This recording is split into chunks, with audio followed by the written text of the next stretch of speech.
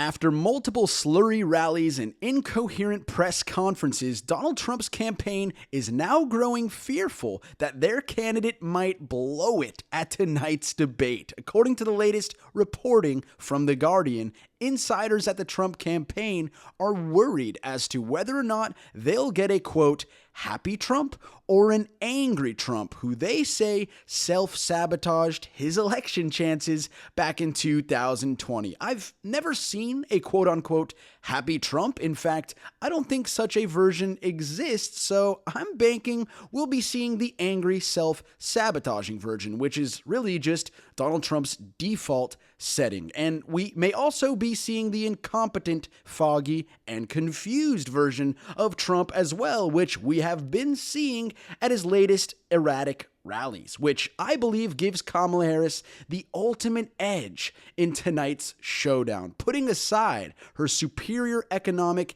and political track record as VP, she's the only candidate on the stage with the ability to articulate policy and answer questions cohesively. She's also the only person on the stage who isn't a convicted felon, who isn't an adjudicated rapist, and who isn't a tax-dodging business fraudster, but that's a whole different topic. Now Trump is the one who is on the defensive, and it is Republicans who are crossing their fingers ahead of tonight's debate, hoping their guy doesn't gaffe, stumble, and blow it tonight, him being the oldest nominee in American history. Boy, it feels good to be on the other side of that one, doesn't it? So shifting gears but staying on topic of the debate, we just heard for the first time from Donald Trump's estranged wife, Melania, who hasn't made an appearance with her adjudicated rapist husband since Harris entered the race. And in her return, she's apparently now seeking answers on who was really behind the shooting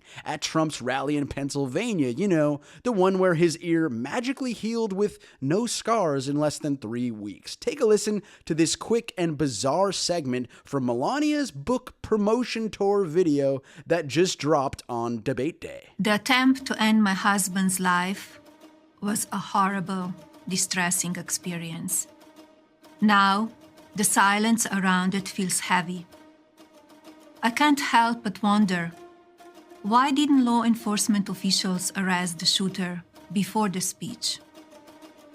There is definitely more to this story, and we need to uncover the truth. The truth is that if your husband decided to pass some gun safety laws, maybe it wouldn't have happened. Then again, it was one of his own supporters who allegedly did the shooting. By the way, where was she to comfort her husband at the RNC, or at his criminal trial, or his defamation lawsuits, or his past 100 campaign rallies, or the past debate? And just a reminder, if she shows up tonight, it's solely to promote this book of hers, which she likely plagiarized from Michelle Obama, just like she did with her 2016 RNC speech. All right, so as you can see, Team Trump is pulling out all the stops ahead of tonight's debate, including forcing the wife that he cheated on to make statements to convince voters that he really was the victim of an assassination attempt, anything to distract their voters from Project 2025. But remember, Trump's family won't be there to save him on the debate stage tonight. The only people who can save him from himself are ABC's moderators, David Muir and Lindsay Davis, who I believe share a huge responsibility for holding Donald Trump accountable tonight, because what will drive me crazy is if ABC asks Kamala Harris questions like, what do you plan to do about the influx of migrants at the border, instead of asking Trump why he blocked the most comprehensive bipartisan border funding bill in American history, or if they ask Harris what she will do to combat crime in this country, instead of asking Trump why he committed 91 felony crimes and if he feels he should be allowed to serve as commander-in-chief with 34 felony counts under his belt. Or if they ask her what she'll do to alleviate voters' concerns about the economy, instead of asking Trump if he is proud of the fact that he lost more jobs than any president since the Great Depression and ballooned our deficit by $7+ trillion. I could go on, but as you can see, the way the questions are framed tonight will shape the entire debate, for better or worse. Will they cave like CNN did?